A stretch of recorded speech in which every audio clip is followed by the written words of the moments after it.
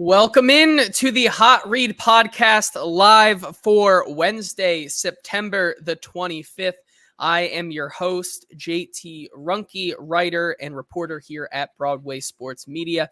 You can follow me over on Twitter at JT_Ruhnke. I'm joined once again, as always, by Stoney, Keeley, the editor-in-chief of Sobros Network, 1/3 of Football and Other F Words podcast, and fellow writer at stackingtheinbox.substack. Stoney, the Titans really made me hate watching football this weekend. That's just something I have to get off my chest. It was a frustrating weekend of football for Titans fans and also just for football fans alike. As somebody who had to be at that game against the Green Bay Packers this weekend and watch that frustrating performance, an embarrassing performance, I should say, then, combined with, as I am a Bengals fan, the frustrating game where they get absolutely cooked by Jaden Daniels. And then all on top of that, myself and Easton Freeze's rec league softball team loses 14-0 last night. I'm just a ball of frustration when it comes to sports right now. And I'm hoping that today's Hot Read podcast can be a little bit of a hot read therapy session, not only just for me to get my thoughts out on this team, but also for fans here as well. So, Stoney, how are you coming off that frustrating Sunday slate of football? I'm really bummed. I don't think I'm as bummed as you are because I'm not a Bengals fan, so I didn't have to suffer through that. Fair. And I'm certainly not playing any rec league softball right now. I actually numbed the pain a little bit with about 9% IPAs right after the game. After sitting out in the hot sun all day, watching that crap product that we saw on Sunday, the Titans get trounced, and I drowned my sorrows, and I couldn't feel my face for a little bit, and I think that helped. So I'm here advocating for our fine sponsors, Sinkers Beverages and Bluegrass Beverages as well. It's a great way to medicate after feeling pain. I'm sure Braden's going to be thrilled to hear me say that on a podcast. So.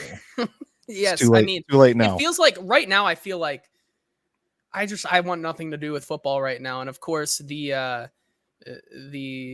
feel like the only team I have right now, as people have been accustomed to on this show for over 2.5 years right now, is the New York Mets, who have one of the biggest series of the year tonight, starting against the Atlanta Braves, who I'll be watching that game with Easton Freeze. And I'm sure that the Mets are going to find a way to lose that game 13-2 or something like that. And Easton's going to dance on my sorrows. And I'm just going to continue to be a ball of frustration and sadness. But hey, that, like you said, that's why we have our wonderful sponsor, Sinkers Beverages, over in East Nashville and their sister location, Bluegrass Beverages, out in Hendersonville. If you know 440 Sports, you know them. If not, we're happy to introduce you to them. Thank you once again to Sinkers Beverages for sponsoring this show. More on them later.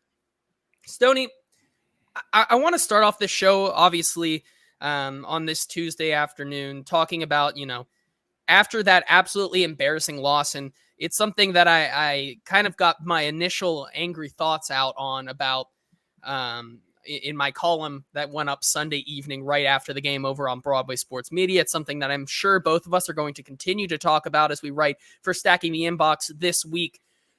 It's just one of those losses where, you kind of look back at that game and it makes you not really want to watch the all 22 at all. I know you, before the show, said that you already said you've watched the game 3 times. I've watched the all 22 once. I'm sure I'm going to be watching it again, and it just feels like torture at this point. But where do we stand on this Titans season? Obviously, coming into this game, we both really felt like we had a good grip on the pulse of this Titans team, and it was a get-right spot against Malik Willis. When you get to the game and you get to kickoff, and the Titans kick that ball off, in the first play of the game is a Malik Willis pass to Jaden Reed, crossing from east to west on the field, and Kenneth Murray is 5 yards behind his assignment of Jaden Reed. It really felt like that point on, I saw that play and I said, this is not going to go well for the Titans whatsoever. And it kind of just spiraled out from there.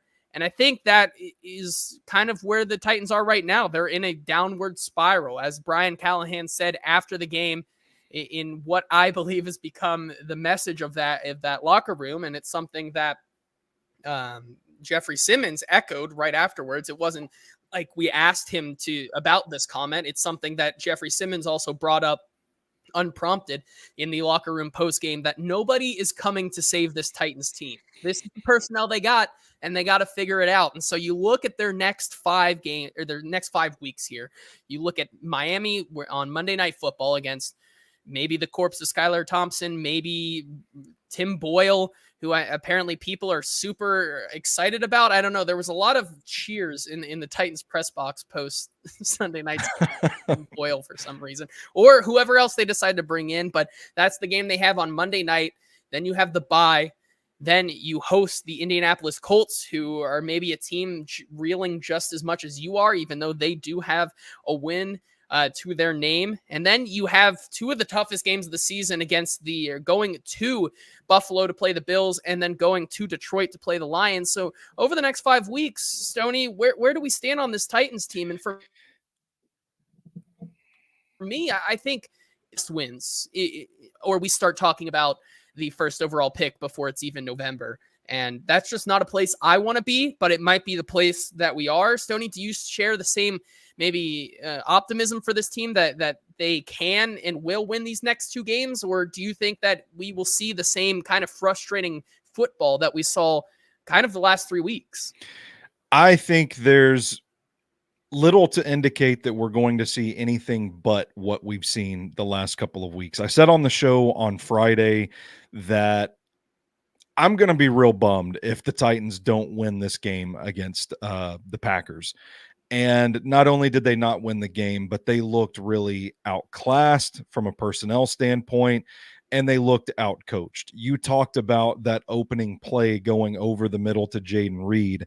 Right off the bat, Matt LaFleur opening up the playbook a little more for Malik Willis, where in the game in week 2, all of his throws down the field were outside the numbers down the sideline, which is what he was more comfortable with at Liberty, what he did a lot of there. Really made me think that they had done their homework on this guy and knew how to craft an offense to his strengths.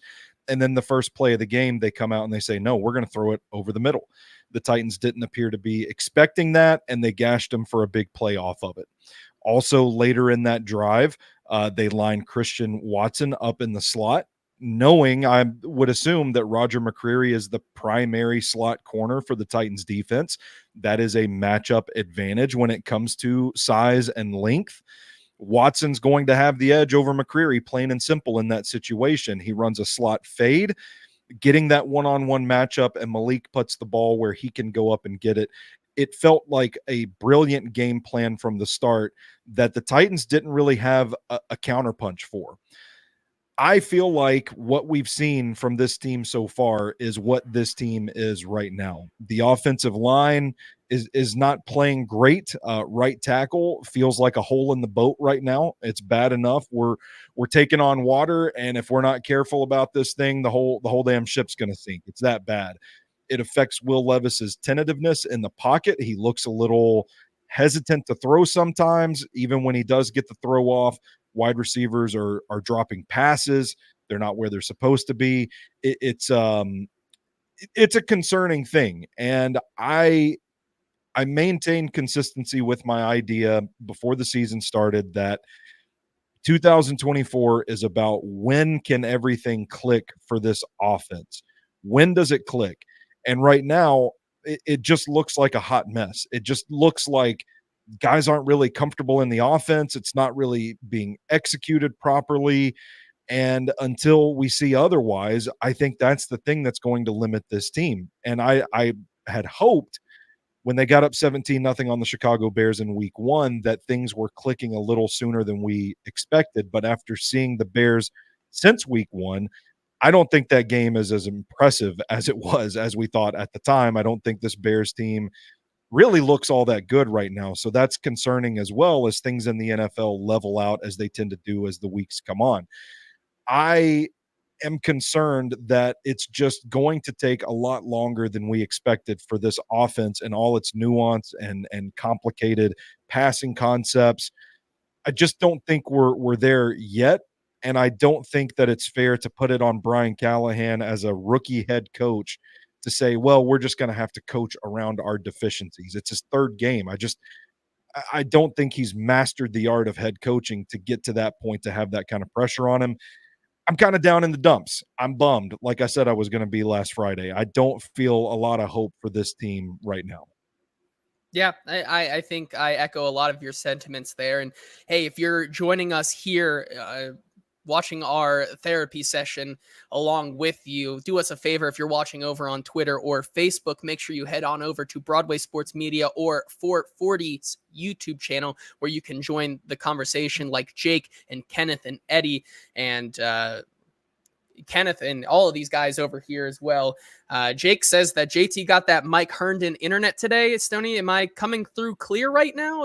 You are right now, but you froze up on me there a little bit when you were asking the question. That's I was sitting here like, oh God, has he asked me a question? And now it's just radio silence, and people are just like, oh well, I'm sorry. So if hey, that we happens recovered. Again, hey, let me know if that continues to happen here. But Jake also in the comments here saying at least Cheeto was playing great till he wasn't. Yeah, that's a big thing I think we'll talk about maybe towards the end of the show here. Kenneth in the comments here, this is an interesting one, saying Easton has to eat his Trevor Lawrence truther take. Maybe we'll have to have Easton on the show for a little bit coming up here soon to talk about Trevor Lawrence, but that's obviously not what we're here to talk about today, because of course, Kenneth, I think the biggest thing, sorry, what were you going to say about Trevor Lawrence there, Stoney? I wasn't going to say anything other than he stinks. I just said he stinks. He stinks. He's not good. If you've listened to me for a while, if you've heard the words coming out of my mouth, I have not been a believer in Trevor Lawrence for quite some time now. Yeah, and I'm glad that we've kind of removed all the Trevor Lawrence hype off this show. I think that's one of the best decisions we've ever made as a show, as a conglomerate here. But enough about Trevor Lawrence. We can talk about him at a later date. Kenneth, I think, brings up a great comment here in the comment section, in which he says, they suck, JT, plain and simple. And it starts with the O-line yet again. And I think that's where a lot of our conversation is going to be today. It's about the offensive line, who allowed the Green Bay Packers to have a absolute field day out there, allowing 8 sacks to the Green Bay Packers, something they had not done since, I believe it was 2005 was the last time the Green Bay Packers had 8 sacks in one game. I want to talk about this maybe going individual by individual and talking about this offensive line kind of section by section here, because I think they're, as bad as it did look, and I know this was a thing that caught a lot of attention this weekend on Twitter, is when I quote tweeted one of the Green Bay Packers highlight videos of them absolutely abusing Will Levis. I said, this is absolutely unacceptable. And I think no matter which way you put it, whether you're not on the field, whether you're there at the game, whether you're watching at home, whether you are one of these offensive linemen, the performance on Sunday was absolutely unacceptable, no matter how you put it from them. And so but even though that it was an absolutely unacceptable performance there, I do think there were still some good things to take away from this game. And I think we could start with the left tackle in JC Latham. He's a guy who I think, the first game, you saw a little bit of that rookie status against Chicago. But since then, over these past 2 games, I think we've seen some really positive improvement for JC Latham in this game. According to the PFF pressure stats, JC Latham only allowed 1 quarterback hurry, which is good for 2.2% of his total snaps on Sunday. JC Latham has looked as advertised, and I think if you can point to one shining spot on this offensive line, it has to be JC Latham. Yeah, I would agree wholeheartedly. He's really high in ESPN's run block win rate as well, which I know can people take issue with the run block and the pass block win rate from ESPN, but it's something else that we can point to as a bit of a larger picture and say, hey, he's getting better. And I think Sunday was probably his best game yet. One of the few lone bright spots on offense is just his kind of command of the position that he's starting to develop, where you're starting to see him go out there and handle guys in nuanced ways, flashing outside hands, punching inside. The pass sets are clean. He's getting isolated one-on-one matchups where he's digging into guys' chests, standing them up, holding the point. Run blocking has been great. I mean, he's firing hands into rib cages of defensive linemen that look like, I'm holding my own ribs whenever I see stuff like that happen. It makes me cringe just watching it. He looks like he's getting exponentially better with each passing week. And I'll be honest with you, JT, I'm feeling pretty good about my JC Latham Offensive Rookie of the Year ticket right now. Just saying. I think Malik Neighbors would like to have a word there. I think Jaden Daniels would like to have a word, but no, What I have do they agree. He has looked like a top 10 pick, I think, outside of that first game. And I think we're on the fast track to see him be the maybe the only bright spot in this season for the offensive line. Moving down the line, I think this is one of the most interesting conversations to have. Peter Skoronski.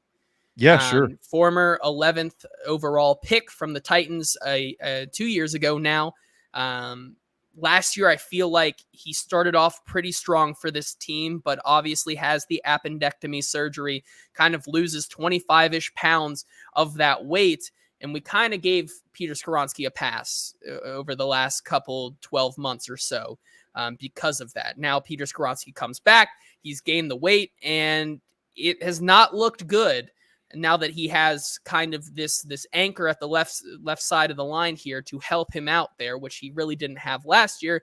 Peter Skoronski in this game allowed 2 sacks and 2 hurries, good for 8.9% of his snaps on Sunday. Stoney, obviously, you kind of put out a Tape Tuesday today over at Stacking the Inbox earlier today, kind of talking about the line. What did you see from Peter Skoronski, and kind of give your assessment of him so far this season? Obviously, it's been up and downs, but bottom line, I think, and I think you would agree with me, it's not what you want to see from a former 11th overall pick. I would agree, but I will say that I think he's getting there. I think he's a little bit better than people are talking about him this week. I think his run blocking is fine. I think he's powerful. I think when he has a target, his sights set, I think he can shoot and eliminate, neutralize the threat. It's his pass protection that seems to have taken a step back. And I don't know if this is a situation where this was a super talented guy that just learned things a certain way, and maybe he's having to unlearn them and learn them in a new way that Bill Callahan wants to teach. I don't know if that's what's going on. I'm just searching for any potential explanation that I can with his pass protection ability kind of slipping a little bit. It's difficult. I mean, I don't know if you saw a few weeks ago, the tweet went out where somebody had grabbed a bit from Bill Callahan's run scheme where it's just, circles and X's and arrows pointing in a million different directions. This is a complicated scheme to learn, and it's one that is predicated on execution. And it's something as simple as if one person is not where they're supposed to be, it can gum up the entire rest of the blocking for that play. And I feel like that's the type of thing that exacerbates when a player performs poorly or they miss a rep or something. It's amplified because the whole damn play just goes to shit. It's that kind of deal with Peter right now. The pass protection, I'm seeing him like flip his hips and turn and chase guys way too much. It looks like I don't know that he's moving laterally as clean as you would like him to, and he ends up in situations where he's beat. He gets his shoulder punched and turned in, and then he just kind of flips real quick, and there's not a lot of resistance there. Again, I think it's few and far between, and I think those instances are amplified by the play around him falling through.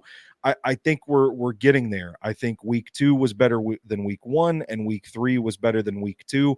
It's a matter of time and cohesion and these guys gelling together. And I think once we start seeing that, we will start seeing his play dramatically improve. I think so too. I know there's a lot of people down on Peter Skoronski right now, but there was a reason that when he came out, he was by far the best offensive lineman prospect from Yeah. that draft class. I think there's still a lot to like about it.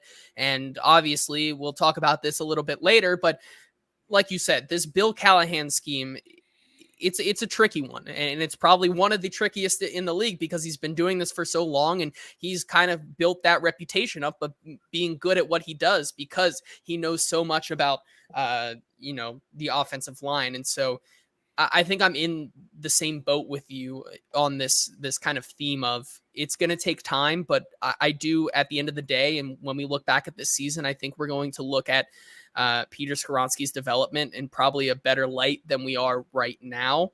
I think you can kind of rope the other two linemen here, Lloyd Cushenberry and Dylan Radins, into that same category. If you look at them from this week, also not a bad performance at all from those guys as well. Lloyd Cushenberry 2 hurries in this game, and then Dylan Radins 1 hurry, quarterback hurry in this game. Those two, obviously this entire line, you either live or die by the entire offensive line. It's really hard to kind of have one part of the line fall apart, and maybe that happened on Sunday as well. But for at least the 4/5 of this line here, I think they played a really solid game.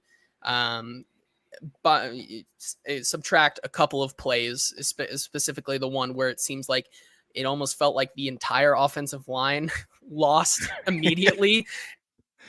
I believe the one that I tweeted out earlier this week. But Lloyd Cushenberry and Dylan Radins, I think you saw a lot of encouraging things. And I think the bottom line, and this is something we were talking about or before the show, it's that it's not great offensive line play right now, but it's not a concerning, like, dashboard red light blinking concern either. It's serviceable. And I think that's something that you can call it right now. And I think that's where we're going to be at right now until we start to see this line mesh a little bit more together.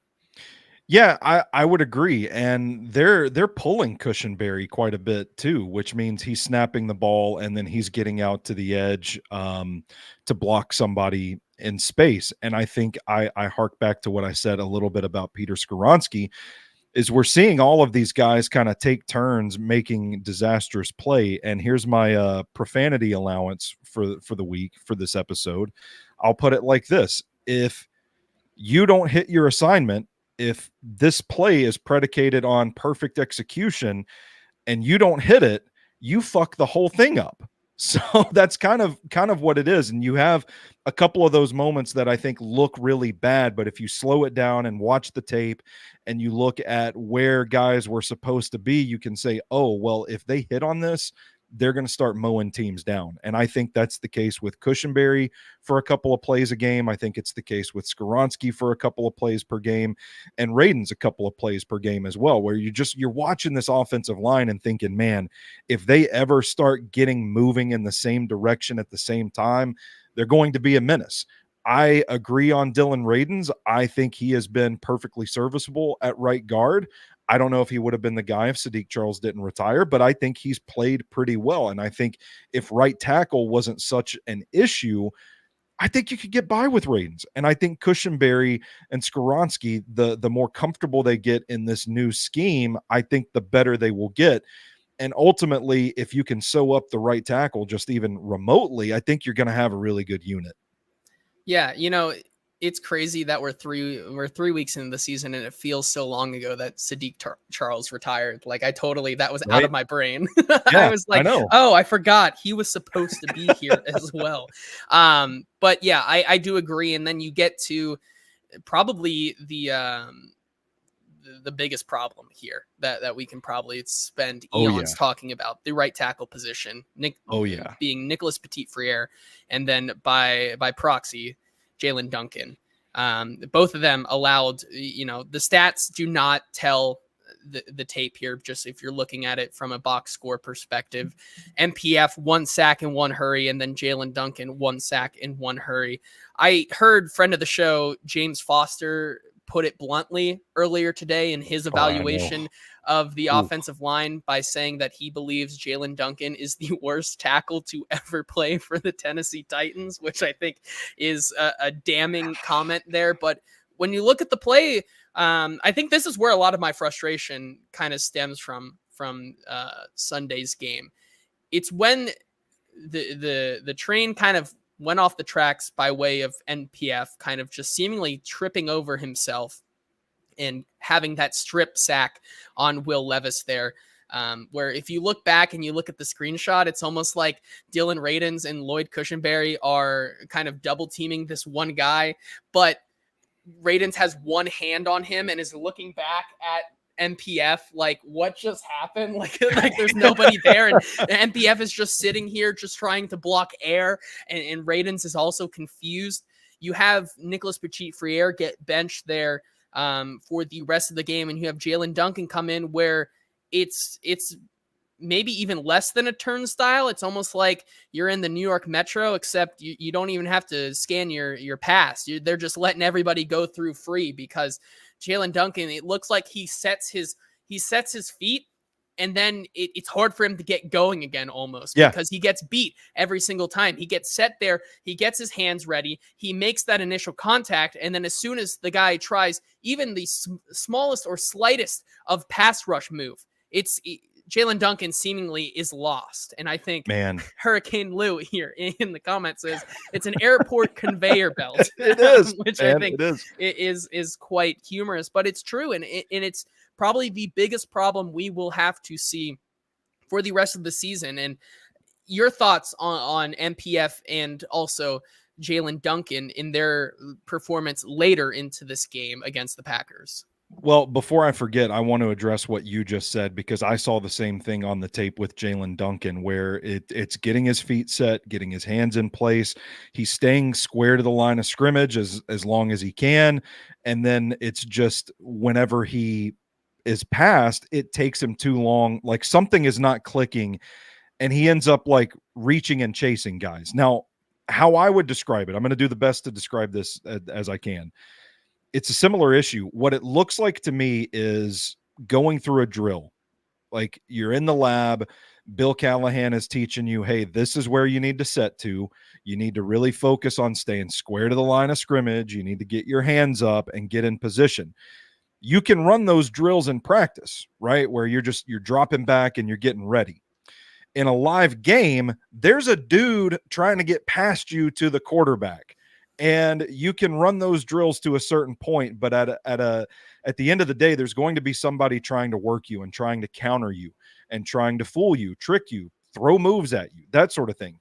And what it feels like with Jalen Duncan is that he's making progress in learning these technique issues, because I do still think that Jalen Duncan is better today than he was last year. And I think he does have moldable athleticism and size, ability, that sort of thing. You can look at Jalen Duncan and you can see why any offensive line coach would feel like, you know what, I can fix that guy. I can work with this dude.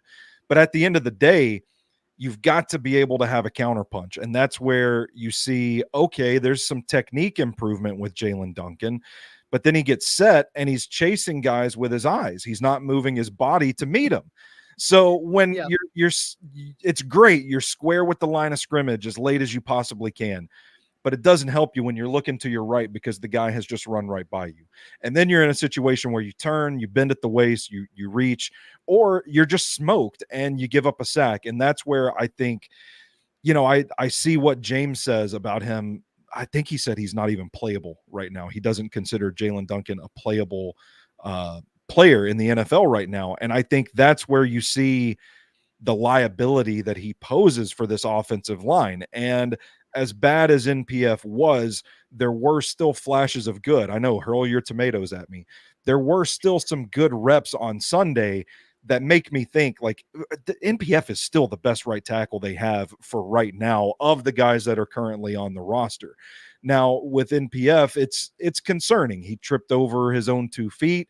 He slipped on the field. He tripped over a Packers defensive lineman's leg on one play, couldn't get to the second level to block the linebacker. The guy just gets a free angle at Tony Pollard and blows it up. I mean, it's bad stuff. But to me, looking at it in conjunction with the way Jalen Duncan is playing right now, to me, it has to be Brian Callahan sending a message that this is not enough and it will not be tolerated, more so than it is faith in one of the guys on the back end of the roster coming up and being a better option than NPF right now. Unless you want to fire up the Ojukwu Mania symbol and try to see what he's got. I as bad as it is, and this is part of why I'm so down on the team right now, is because I don't know how you fix it with what you have. Yeah, I do. I agree. And that's kind of, it harkens back to the sentiment of this team. It is on the offensive line coach, Bill Callahan. It's on the head coach, Brian Callahan, to figure it out with what they have. Because like he said, and like I think the message that is going throughout the building right now is that nobody's coming to save this team, as dark as that may sound. Couple comments here before we move on with the offensive line discussion here. Former host of the Hot Read podcast and number one Trevor Lawrence fan, Easton Freeze, says here in the comments, he says, can you imagine having ever advocated for Duncan as a Flyer? How embarrassing that would be. I still advocate for Jalen Duncan. I still look at the guy and say, why can't he be a fun developmental prospect that we see what he is in 3 or 4 years? I do agree with you there with that one, because we have to remember he was a sixth round pick. Sixth round pick. Everybody knew he was raw when they took him. It's not Jalen Duncan's fault that everybody in front of him is ass and he's got to be on the field right now. Yes. Jake in the comments also says Duncan is like buying something off Temu. Looks good on paper, but the actual product is a disaster. I think that's fair. Easton says we're giving him 5 years. Maybe not with the Titans, but no, I think we're giving him 4 years. I'm counting last year and this year. Okay. Next year in 2026. All righty. Well, there you go. And Shrike in the comments here says, what is wrong with Radens, who was arguably the best offensive tackle last season outside of Hubbard playing tackle, and giving Brunskill, arguably their best O-line last year, a chance? And I think this is a really interesting conversation. I've seen this going around a lot today. The bottom line for me is that there's a reason that Dylan Radens moved to right guard, and there is a reason that Daniel Brunskill is a backup on this team. And it's pretty obviously with people not being out there at training camp, it's hard to convey this, but take it from my own eyes, there's a reason that Daniel Brunskill is a backup for this team right now. He's getting on the wrong side of, I think he's 34, 35 now, if I'm not mistaken. Yeah. He's getting up there in age. A lot of the power that Daniel Brunskill may have had at one time is just not there anymore. And I think this team still considers him, for better or for worse, the backup center if Lloyd Cushenberry were to ever go down. And then you look at a guy like Dylan Radens, who, yes, I mean, he played the best. He was the best offensive tackle last year on a team that had one of the worst offensive line years ever. I do think that this team still is right to go with, try to fix NPF, or like you said, keep working at it with Jalen Duncan, or as Eddie is also saying in the comments here, Ojukwu Mania is back on the menu, something I killed and threw into the fire. It survived the burns here from the fire I threw it in, and maybe is back. Shrike saying Brunskill is 30, so not as old as I thought he was, but still being there at practice, he doesn't look like the same player that he was earlier in his career. I don't think they like his size, and I think they ask a lot of their guards in this system, and I think you want to see like the undeniable power, and I think Radens has it more than Brunskill does at right guard. And I know it's cliche and nobody's going to want to hear this, but I think at the end of the day, if you're moving Radens to tackle and putting Brunskill at right guard, you're getting worse at two positions than just taking your lumps at right tackle. I do think, for what it's worth, I've seen it in the comments a couple of times, go get Chris Hubbard. I mean, he's out there. He has experience with Bill Callahan. He's played for this team before. I like that idea. It's a veteran journeyman that should at least help you get a better evaluation of Will Levis, because he's not fighting for his life on every play. I also think to wrap it up on Brunskill, you could make an argument he's probably been their second best offensive lineman this season. They like to add him out there on the edge as a like a flex tight end kind of player, and he's playing pretty well in that role. Maybe they could just line him up at tight end and call it a day. But I feel like they are finding the use that they want to out of Daniel Brunskill right now. And I think what we're seeing now is probably his ceiling with this team, barring an injury. Easton in the comments coming back and saying, we spent a lot of the past 2 years saying, well, you can't get by with one real tackle. Well, you can get by with one real tackle in the NFL, but you can't get by with none. Don't think we can let the coaching staff off the hook for not scheming. Says it's unfair to lean on Latham this early, but you don't have a choice. And I think this brings us to the coaching aspect of this team. And yeah. Something I tweeted out half jokingly, but I mean, I was not thinking about it in a Easton Freeze term that he has coined. We talked a lot about on this show, one of Easton's, when he was the host, one of the hottest takes he had that said Bill Callahan may be the most under pressure in the offseason to make this work. Yeah. And after 3 games, I'm not thinking about it, but I'm not thinking about it. And I think this is, for me, I think we just have to ask the question here. Is Bill Callahan actually in trouble here with this offensive line, or is this part of trusting the process? And I went back and looked at a line here that an offensive line that, I think the Titans would do well to kind of mirror their development by, and that's the Detroit Lions. And I tweeted this out earlier today and said, if Titans fans are looking for any hope in the 2024 season, look to the 2021 Detroit Lions offensive line, the year Penei Sewell was drafted. Sewell allowed 5 sacks, 8 quarterback hits, and 22 hurries in his rookie season. In the first 6 weeks, 4 of those sacks, 5 of those hurries, and 5 of those hits, and 14 of those hurries came in week 6 or before. And I think the point I was trying to make here, even though that is just Penei Sewell's line, is that new offensive lines take a lot of time to click and develop, and it's not an overnight fix.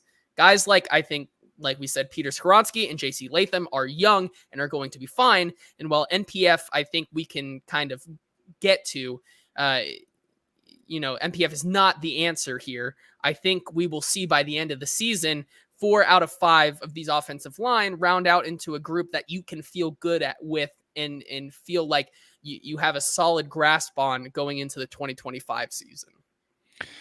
Yeah, I would agree. I think the way I framed it, and I can't remember if it was on this show, if it was on Football and Other F Words, or any of the other million podcasts I did throughout the summer. But I want to say Zach and I talked about it, because I feel like Zach is the one that kicked over the rock and said, hey, you know what? If you look at Bill Callahan's track record, he's not exactly a miracle worker. He's not just going to take someone off the street. He's not just going to take a Jalen Duncan and just right away turn him into an all-pro. But if you give him talent, he's really good at working with the talent. And I look at how this unit has progressed from week 1 to week 2 to week 3. And while I think the 4 from the left tackle to the right guard have gotten better each week, I think the right tackle has gotten worse. And that is the part where I think you can allow the question, okay, Bill, what's going on with NPF here? Why is he trending in the opposite direction as everyone else? And maybe that's a source of pressure.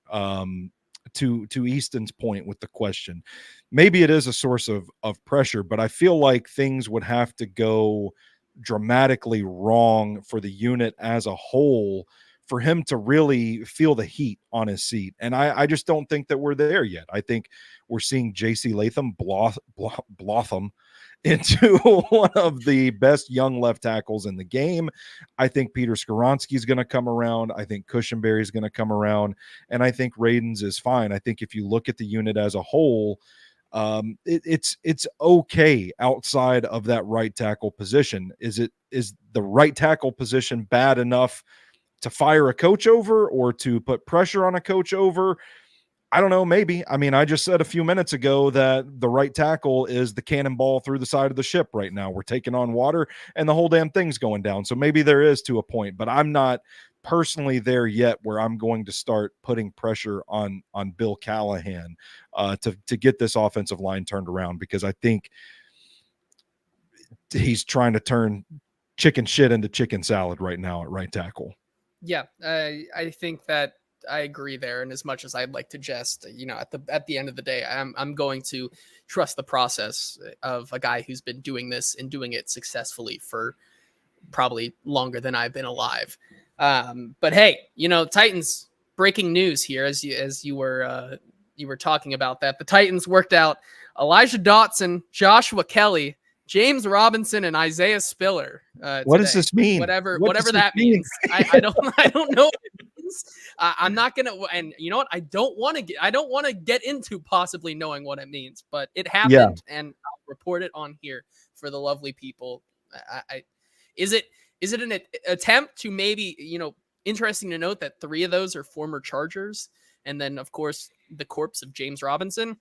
Man. Is this an attempt to maybe remake the special teams demon in Hassan Haskins, who the Chargers stole away from them? I don't know. Could be. Yeah. That's all I'm going to say on that. But hey, before we keep going, have to give a special shout out to our wonderful sponsors, Sinkers Beverages, who have been serving the East Nashville community for over 4 decades. They are a 3-time Best of Nashville Liquor Store of the Year. Got to join the in crowd over there. Their special email list for special benefits, allocation, events, special tastings.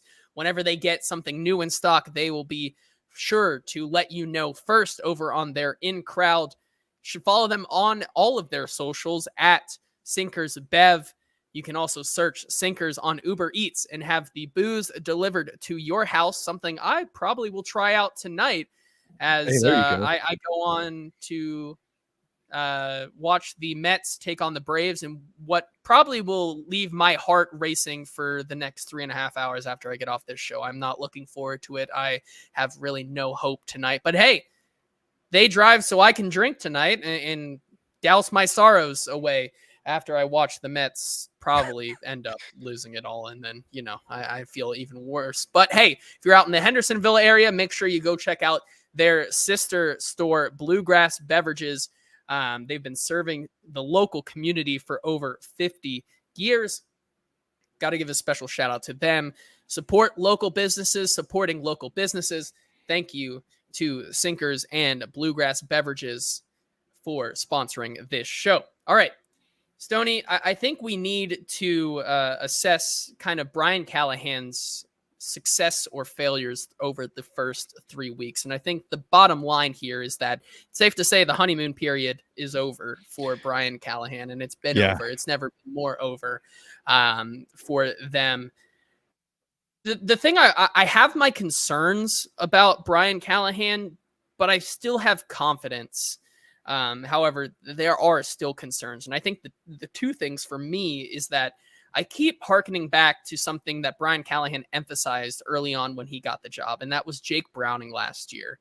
Kind of when Joe Burrow goes down and Jake Browning kind of takes over the reins for the Cincinnati Bengals, Brian Callahan talked a lot about how, when something didn't work for his quarterback, they were able to kind of hash it out and find what did. Yeah. And over 3 weeks for the Titans here, it still feels like they're kind of throwing Will Levis like a square Will Levis peg into a round hole here, trying to make this offense work. And it almost seems sometimes when it ends up not working and it goes against them, it feels like they take their foot off the gas and kind of play so conservative to not have Will Levis kind of make any more mistakes on his own. And that's something I get why they do it. Because if you look at kind of, Will Levis's throws into tight windows versus his hero bowl kind of play, it's still like one of the highest in the league. And I get that that's something they're trying to fix, but it's almost doing him a disservice when he does make one of those plays, because you feel like that's the back-breaking play, and you kind of look at, okay, how are the Titans going to respond? And then you never really see them make another one of those drives where they put together 9, 10, 11 plays and go down the field and score. And I'm just wondering, trying to figure out exactly where the disconnect is there between kind of making Will Levis work for the system versus the system working for Will Levis. I don't know if that makes sense, but that's something that I've kind of noticed over the past couple weeks, and it's something that I've found very frustrating with Brian Callahan's play calling and how they've been running this offense. Yeah, I would agree completely. And you said the exact phrase that I was going to use. It kind of feels there's a little bit of stubbornness going on, and it is very much square peg round hole with Will Levis. I mean, he's not Joe Burrow. I don't think Will Levis is ever going to be Joe Burrow. I don't think he's tailor-made for this offense. And I think you have to, as a coach, I understand, like, hey, things aren't working right now. To borrow a comment from, I think it was Hurricane Lou in the chat earlier, 4 things going right, 1 thing going catastrophically wrong in reference to the offensive line, I think is a good microcosm of the offense as a whole. Just when everything goes perfectly, Treylon Burks drops a ball, or NPF misses a block and it leads to a sack fumble, that sort of thing. And so I can understand looking at that and just saying, man, if we can just connect on these plays, we'll really see what Will Levis can be. And maybe, to his credit, he believes Will Levis can be this type of quarterback to get this stuff going. I don't see it right now. We just haven't seen a lot of evidence that this is going to work long term. Brian Callahan's offense, from what I've studied so far, and by the way, I'm trying to chart this offense, and I didn't realize how long it takes to actually chart an offense. So I'm like, hey, welcome to the club, man. 6 Hey. plays into the season, and I've got like 5 hours worth of work into this, so it's taken me a little longer than expected. But from what I'm getting, and from what we've heard him talk about, he's talked about like the top down reads and some of the concepts that they're running, a lot of level stuff, sail, dagger, that kind of stuff. Some of these longer routes, they take time to develop, and so you have to go through your reads. These plays are kind of predicated on reading where the defense is at, how they react to a play post snap, finding the open man, and hitting the explosives when they present themselves. It's a really cool offense. I give Brian Callahan a lot of credit for that. He's using a lot of motion, moving formations around, using different personnel groupings. This is a really fun offense that you can watch and say, hey, man, when they're firing on all cylinders, this is going to be a ton of fun for Titans fans to watch. But we're not there yet. And I don't know if the issue is protection. Will Levis doesn't have a lot of time to feel comfortable. He's defaulting to a lot of the factory settings that we've talked about, like the hero ball and drifting in the pocket, that sort of thing. I don't know if the concern is, or if the philosophy is like, hey, let's just ride it out and let's let this unit gel. Let's let this offense find some cohesion, and then we can evaluate. But until then, like, we're going to keep doing the same thing and stay patient. I also think it's kind of dangerous thinking to be in that spot, because you're not in evaluation mode. You're not in evaluation mode for the next season until you've been mathematically eliminated from the playoffs. So this team has to find a way to win games. And if they're going to be stubborn and be patient and see it through with things as they stand now, I think losses are going to pile up. And that's where my criticism is like, do you play the patient game to see how things work once they get clicking, or do you lean into what's working as an offense in an effort to win games? I personally think winning games is more important right now than evaluating where things stand. So I would be leaning towards, let's change some things up and go with what has been working for us. And that's where I don't want to say I'm critical of Brian Callahan. I would be curious to know what his philosophy is on that. Yeah, I think it's really interesting because it feels like it's night and day sometimes with these drives. One drive, you see them scheming up a lot of these guys, and Kenneth says guys are being schemed open. And yeah, I would agree. Jake also agreeing there. He says Brian Callahan, I believe he's saying BC is Brian Callahan and not Bill, but Brian Callahan is showing complex formations with simple complexes. Has it been perfect? No, but very serviceable. I think there are a lot of good things to take away. But then again, you look at some of the drives. It seems like, to me, my assessment so far is that on like one drive a half, Brian Callahan throws the kitchen sink at a Yes. defense with the designed rollout boots, the way he's scheming up these guys, getting all three of the tight ends involved.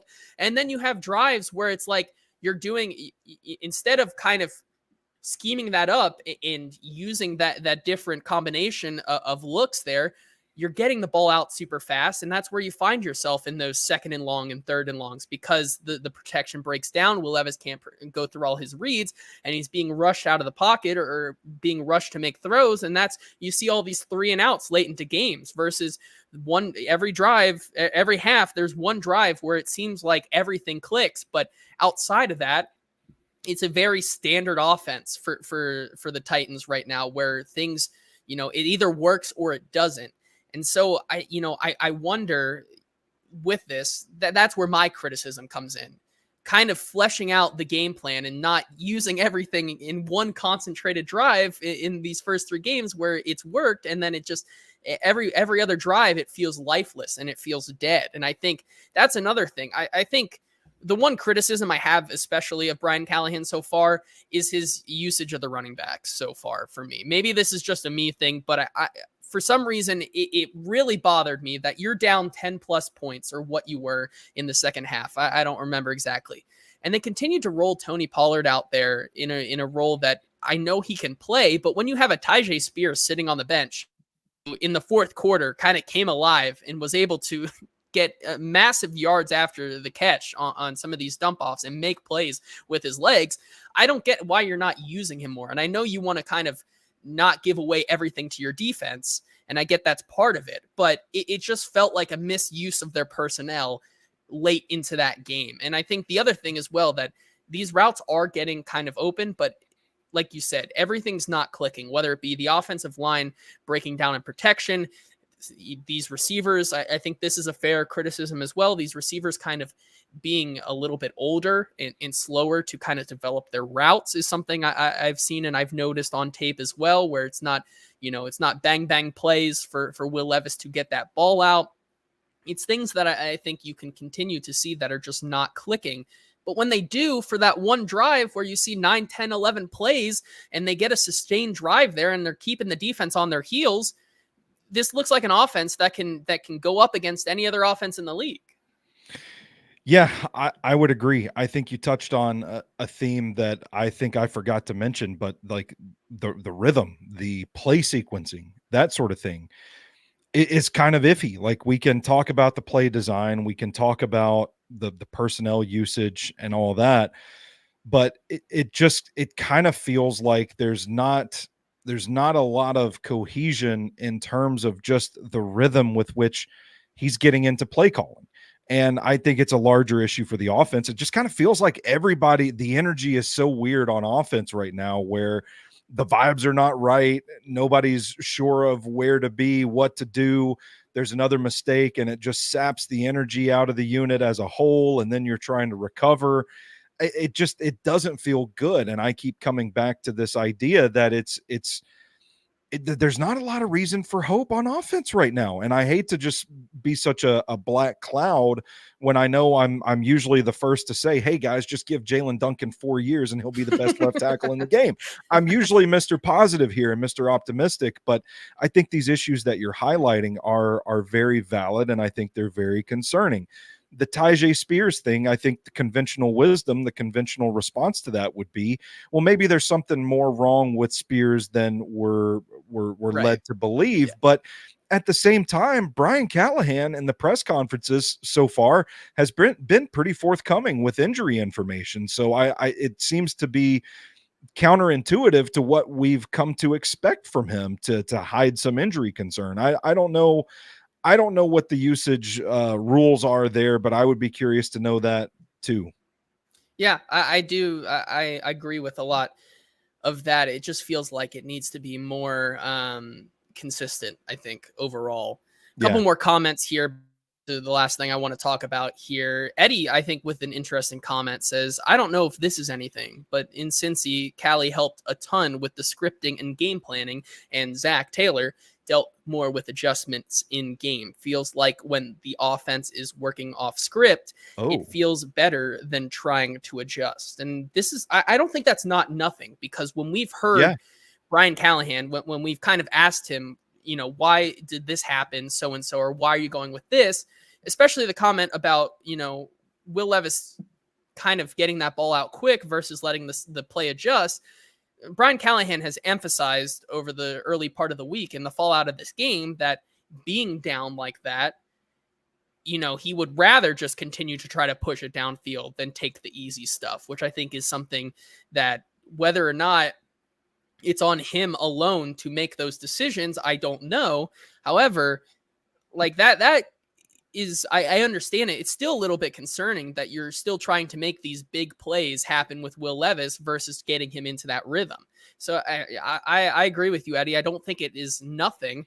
It's something I think Brian Callahan himself is still trying to work through as a young play caller here. Roshan had an interesting comment earlier as well, saying, do we want a modern NFL offense or do we not? Is it plausible that Will Levis simply cannot run one? I think there's validity there to that. When you look at, you know, the 4th and 2 kind of. I was going to bring up the same play. Exactly. The 4th and 2, I think, is the one that you can bring up right there. When, I mean, I get Will Levis trying to make it and use his legs there, but when you have Tony Pollard open, let Tony Pollard make the play. I think that was one that kind of shows you the shades of, does Will Levis even trust himself to run this offense, which I think is an interesting question. And Treylon Burks, I know you might not have the most trust in the guy. Whenever you've counted on him, he's dropped the ball literally, but he was coming open on that play too. So if you didn't feel like you could layer it to Tony Pollard, you could have thrown it to Treylon Burks too. Instead, he tries to run for it, and he's like 2 yards behind the sticks and jumps into the air. And it's just like, what are you looking at here, my man? What are we doing? I think it's a valid question. Yeah, I agree there. But the bottom line is, you talked about things, the vibes not being good. And I want to bring this up because I think it's an interesting conversation on the offense and Brian Callahan as a whole. And it's the thing Tyler Boyd had to say yesterday at his availability here, where he said the relationship and the chemistry isn't quite there. And that was Tyler Boyd's comments on the offense. He noted that he believes that this is a legit team, but the relationship and the chemistry isn't quite there. Stoney, this is one that I think a lot of people have talked about over the past 24 hours, but obviously coming from Tyler Boyd, someone who knows Brian Callahan really, really well, has worked with him for numerous years, saying that, is that something more of concern, or is it just blatantly honest evaluation from Tyler Boyd when you consider that he's new, Tony Pollard's new, Calvin Ridley's new, a lot of this offensive line's new? Like, is that just a honest criticism of these guys simply never having worked in an NFL actual game together and for a prolonged period of time? Yeah, I think that's exactly what it is, JT. And I think it lines up with what we're seeing on the tape week in and week out. And I think the reason for optimism lies in those flashes where you see guys coming open and you just know, man, if Levis hits that throw, we're cooking with peanut oil all of a sudden. I think it is refreshing to have such an honest glimpse. It lines up with what I'm seeing. And, you know, as an fanalist of this team, as you will, for me to come on here and say, well, it looks like the team's lacking chemistry right now, there's no cohesion on offense, to have a player come out in a press conference and say that kind of makes me feel like, okay, Stoney, you might know a thing or two after all. I think the mistake I've made this season is looking at the high levels of optimism for this team in the preseason and how good they looked in moments there and how good they looked early on in Chicago, and kind of falling for the hype a little bit and thinking, wow, this thing is going to click a lot sooner than expected. But if you zoom out and take the 10,000 foot view or whatever, you go back to when Brian Callahan was hired, the state of the roster prior to free agency starting, all of the questions that loomed over this franchise. I don't think anybody back then was saying, wow, you know what, they're going to pick this up in 3 games and they're going to be a contender in the AFC all of a sudden. So I would say, you know what, maybe we rewind to those times and remember that this is going to take time. And I think my mistake was just not giving it the time it was going to take to get there, to gel. It's just going to take a little bit of patience, I think. And if you get to a point where you conclusively see that it's not working, I think then you assess when and what changes need to be made. And yes, I am speaking in vague generalities about the quarterback position. Yeah, I think that's a conversation that will continue to be evergreen for the rest of the season. Stoney, I think that's going to do it for our show today. Hang on. You have one more thing? I have one more thing, because I do want to address Cloudhouse had a valid question about why we're not dogging the defense on this episode. And I just want to speak to that real quick. I do have like an overarching question of, hey guys, what exactly was the game plan against the Packers? I'm not really sure I understand what's going on. I do have some questions about the impact that the offense's mistakes have on the defense. I just, in a full moment of transparency, I had 5.9% IPAs Sunday night. I woke up with a headache on Monday morning. I'm behind. I've only watched the game live, the game on the broadcast, and I've watched the all 22 sideline and the all 22 end zone angles on offense. So I haven't gotten around. I'm a little behind this week. I haven't gotten around to the defensive all 22, and I don't want to make broad sweeping statements until I've had a chance for the tape to confirm it. So that's just transparency for me. I'm not letting the defense off the hook, my man. I promise you.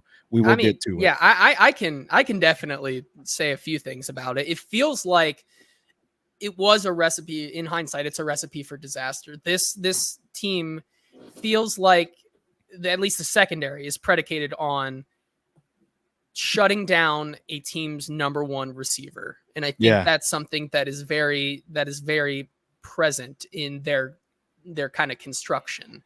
Sure. When a team like the Green Bay Packers has 4 wide receiver 2.5s, like no one's the one, and you have all these guys who are like you could almost kind of say they're gadgety kind of guys. Sure. And you have to, you can never count on a single one of them. That's where you see everything start to kind of fall off the tracks. And that's where we see immediately, like I said at the beginning of this episode, you see Kenneth Murray running 5 yards behind Jaden Reed because he's just that more elusive than Kenneth Murray. And I think the best way I can say it, it's like you were trying to fire cannonballs at like the most elusive person ever. And that is Ernest Jones and Kenneth Murray and Jamal Adams and these guys blitzing against Malik Willis, who the best thing is evading pressure like that. Like you kept trying to send heat-seeking missiles against the guy who was able to dodge it so easily, and that just was never going to work. Could they have run some things differently? Yes, I think also it's not being talked enough about how Cheeto going down mid-game and having to put Jarvis Brownlee Jr. in there, who we do like, but Jarvis Brownlee Jr., whether you like it or not, really ended up being the reason why Malik Willis was able to convert some of those 3rd and 14s and the 3rd and 18, especially getting those matchups, advantageous matchups for the Green Bay Packers, where you have Christian Watson on Roger McCreary and Romeo Doubs on Jarvis Brownlee Jr. That is the reason why they were able to convert on those down and distances. Unfortunately. And I think that it was just, as much as I think they could have done a lot of things in that game, it ended up just being Matt LaFleur able to get the mismatches that helped Malik Willis be as good as he was on Sunday.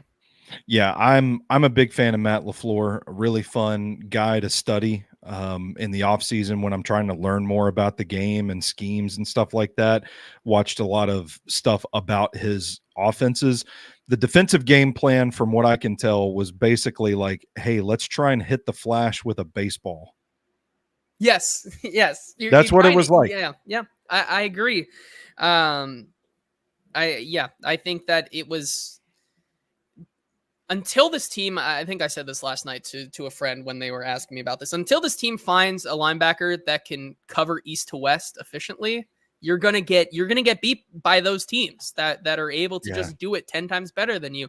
And it's a problem we've seen 2 weeks in a row now, where, like we said on Friday's episode, this team is able to beat you once again around the edge. You're going to lose this matchup 10 out of 10 times. And they were able to do that again. Case in point, with the team also, I could probably count. I'd have to go back to some of my friends at Fantasy Points who charted this game, but I'm pretty sure this game will probably rank maybe 1, if not 2, for number of missed tackles in one game charted from a defense. I think that's something here as well. And I think that's a good place to end it here on this episode of the Hot Read Podcast. We'll end it with Daniel's comment, which I think is just how you can describe this game, where Daniel, this is the first comment I've seen from Daniel all day where he just says anger.